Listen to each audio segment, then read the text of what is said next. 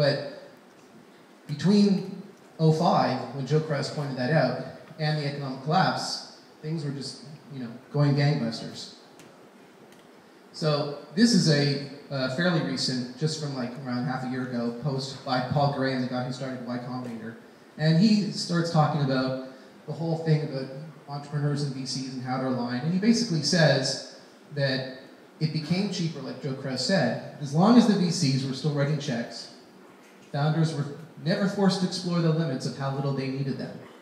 And he says that the VCs and founders are sort of like two components bolted together, but might go flying apart.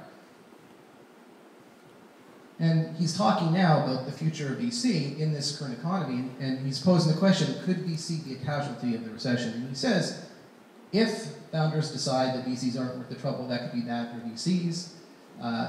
Basically he's saying, if the VCs stop investing, this may be finally the thing that sort of jars that apart, and entrepreneurs may decide they don't need VC anymore to some extent.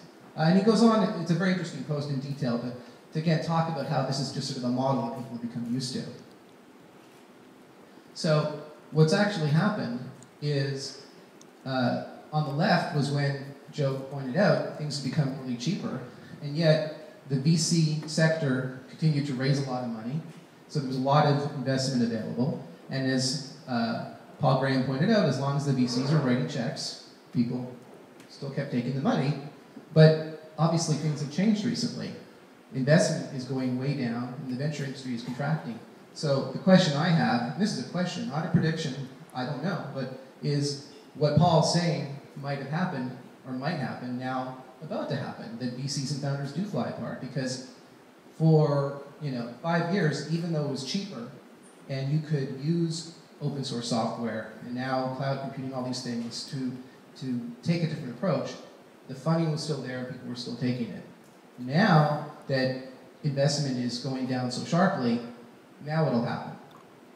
And and I think as Paul points out, it poses an issue not just for now, but what happens later when the economy improves.